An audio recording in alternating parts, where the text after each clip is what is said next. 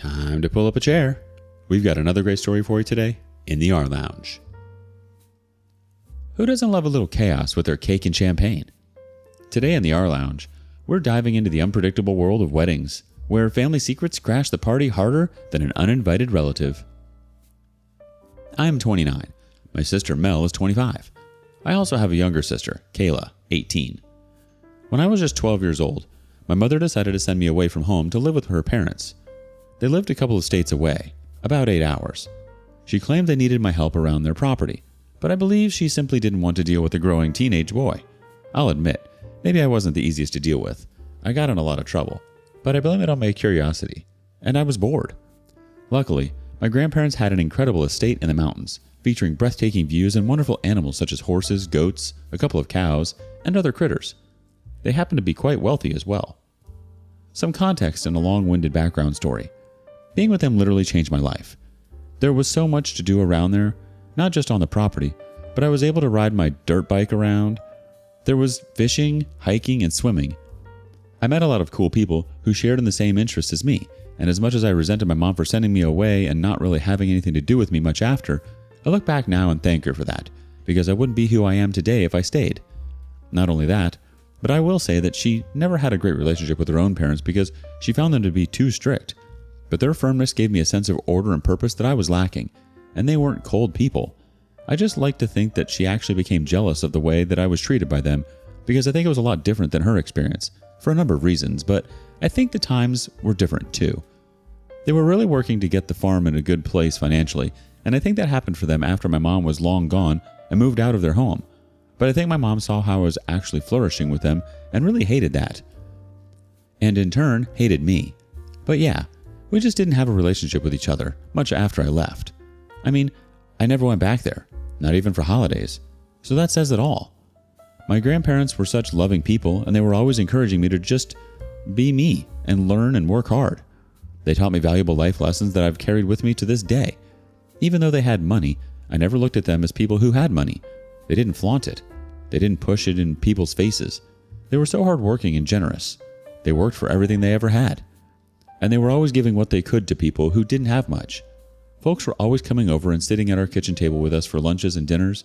Sundays was a special day for that. Anyways, I remember my mom always saying that she never really liked them because they were really strict with her and didn't let her do anything. So the minute she turned 18, she moved away to the city where she met my dad. And then she followed my dad a couple of states away, where they currently reside.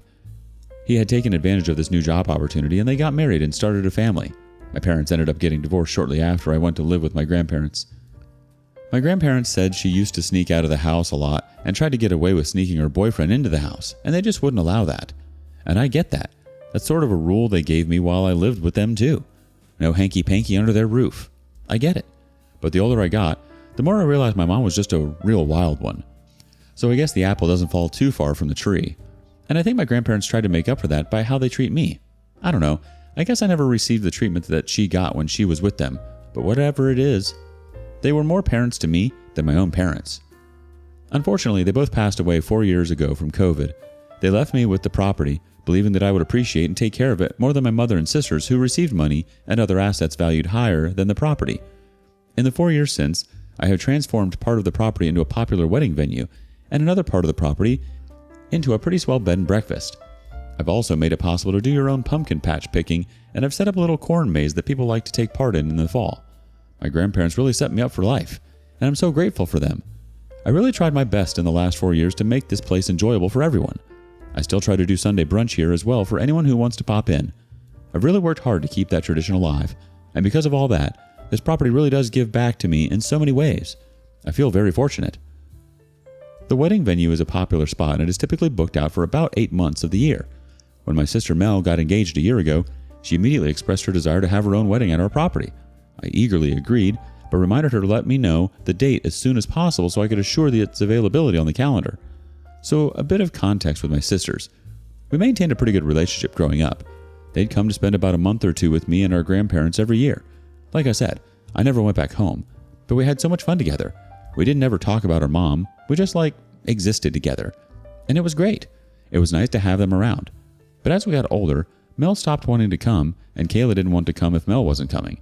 but we still tried to talk on the phone and text and video chat when we could. Anyways, I never got a date from Mel, which was frustrating.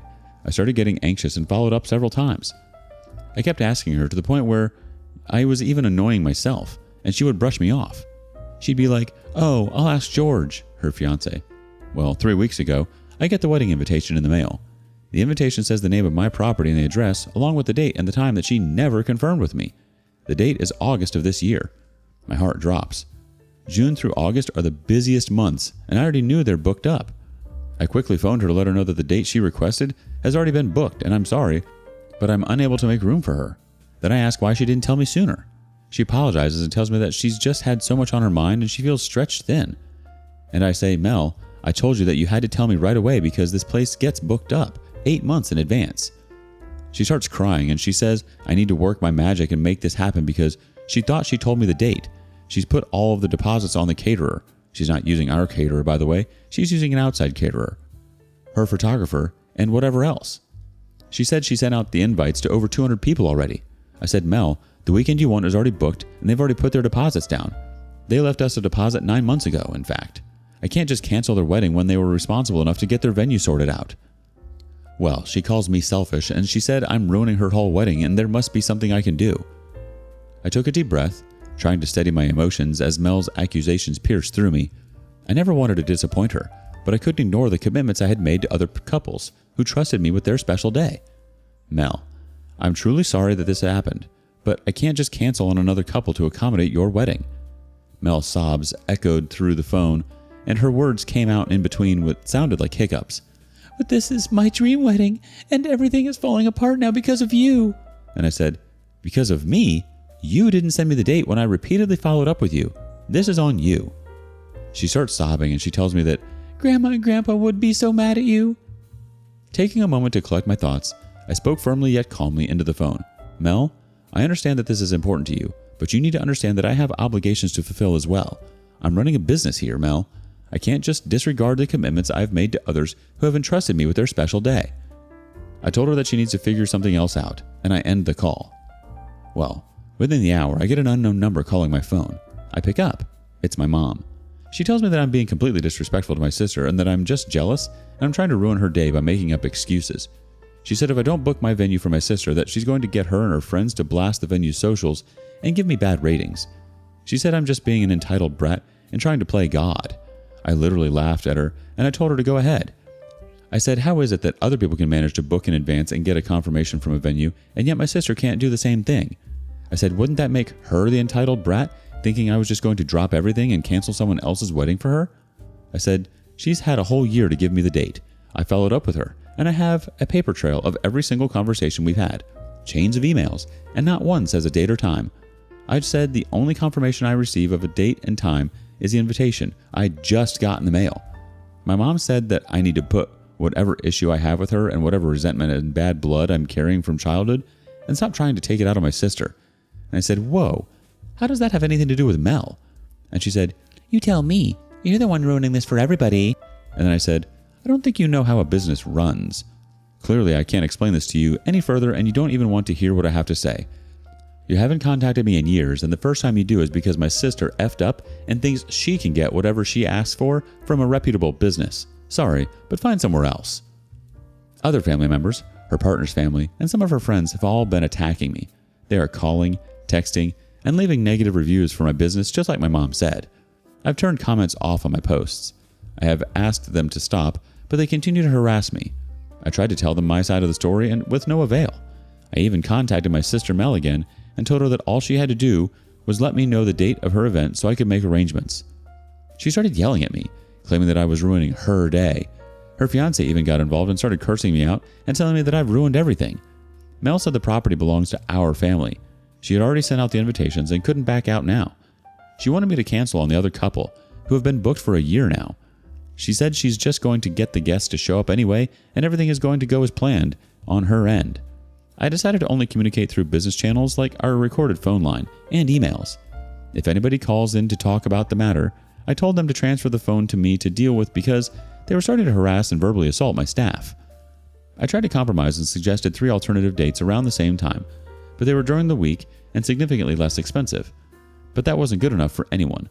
I said if her and her guests do end up showing up on the same day as the other couple, I'd have no choice but to turn people away after they'd come all that way and to potentially get the police involved. Am I the a-hole? Well, you're definitely not the a-hole here, OP. I mean, your mom threatening to sabotage your business because you won't bend over backward for your sister's last-minute wedding demands? After years of radio silence, your mom suddenly emerges from the woodwork, not to ask how you're doing or catch up on lost time, but demand you rearrange your entire business schedule to accommodate your sister's wedding shenanigans. Talk about priorities. It's like she's waiting in the wings for the perfect moment to swoop in with her dramatic entrance, just to remind you exactly what she thinks of you. Hey, at least the property's getting some free publicity, even if it's not the kind you want. But I mean, they do say any publicity is good publicity, right? It's not personal, it's just business. But leave it to family to turn a simple transaction into a full-blown melodrama. If only they'd realize that you're not playing favorites, you're just sticking to your commitments like any responsible business owner would. Update. Okay, I'm back with an update. There's been some interesting developments. First of all, eventually I just said that if I catch any of them or their guests on my property on or around that date, they'll get arrested for trespassing. So then shortly after, I really put my foot down. I get a call from my sister Kayla saying that mom's gone and hasn't told them where she's gone to. She'd been gone for 2 days. I'm like, okay. And Kayla's like, yeah, just be careful. She might be heading your way. And I said she wouldn't have the guts. But turns out she did have the guts. Who rolls up after hours other than my very own mother, who I haven't seen in person since my grandparents passed away? She's in the family van. I guess she must have driven all that way. She pulls right up to my house, gets out, and starts knocking on the door and yelling and saying that she knows I'm in there because the lights are on. So I got to the front door, and without opening it, I'm like, if you don't leave now, I'm going to call the cops because you're trespassing on my property. And she said, you can't call the cops. I grew up here. This is my house. So then she tries to get at the door, and she's literally heaving on the handle, and then she's using her full body weight to try and open the door. I'm like, okay, well, here we go. I call the cops and I tell them what's happening. At this point, my cameras are also recording everything too. So yeah, she's essentially breaking down my door when the cops arrive. They arrest her and take her in. Her van gets towed. I call my sister Kayla and tell her what happened, and Kayla starts crying, but she gets it. I said this isn't her fault and it's not on her. I said mom made her own choices and it's led her to where she is today. The next day I get a call from Kayla and she's like, you gotta sit down. And I'm like, are you okay? And she's like, oh yeah, but mom's been lying to everyone. Apparently my mom had told Mel that she could help out by booking the caterer, the photographer, and putting all the deposits down for everything else. Mel took this as genuine because she was actually getting pretty overwhelmed with the whole wedding planning thing.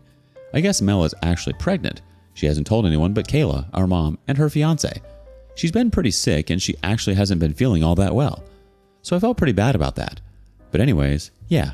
So Mel was thankful for my mom's help. She gave my mom the cash to do all of this. But I guess my mom gambled the cash away. So when Mel went to contact all those other vendors to potentially change the date to something that was available here, all of the vendors that my mom was supposed to contact said that nothing had been set in stone yet and no deposits had been made. That's when they started doing some serious digging and discovered that my mom was totally broke and the bills and utilities hadn't even been paid. Kayla found letters hidden in my mom's room that said the house was in danger of being foreclosed. Well, she had no idea. Nobody had a clue. Apparently Kayla was talking to our dad and he said he received a few calls from our mom asking if she could borrow some money. He asked what was going on and she said she just owed some people some money and said she's been having a hard time mentally. Not only that, but when our mom received her inheritance, she quit her job, so she didn't even have an income coming in. I called Mel and told her that Kayla told me everything and that I was really sorry. She started crying and said she was sorry too, and she had no idea. She said mom was really pushing her to have the wedding at my property because she was saying that I likely would let them get married here as a gift, so it would be free.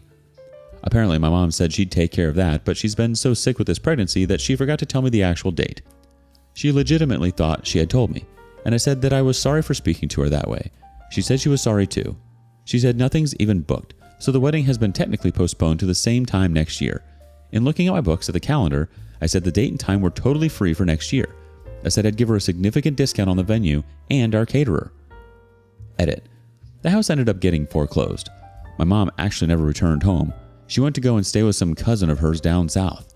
She doesn't speak to me, nothing new, or Mel, but she texts Kayla just letting her know she's okay every now and again.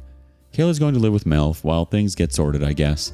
I'm trying to stay out of it, but she's staying with Mel until she goes to college, and she's welcome back in the summers. She also has plans to come stay with me every now and again, and we're thinking everyone can come out here for Thanksgiving this year. Just when you thought wedding planning wasn't stressful enough, your mom's disappearing act, the house being foreclosed, and her sudden relocation down south. Whoa. Was not expecting that. Who knew wedding planning could unravel such family secrets? At least Mel's wedding isn't completely derailed, just postponed with a side of unexpected revelations. Apparently, your mom never quite outgrew her wild child phase. It's a reminder that sometimes the past has a way of catching up with us, no matter how hard we try to leave it behind. In a way, it's a testament to our wisdom of your grandparents' decision to leave the property to you. They must have known that you were the one who could handle whatever life threw your way. What would you have done? Share your thoughts in the comments below. And thanks for joining us today. Don't forget to like, subscribe, and click that notification bell before you leave.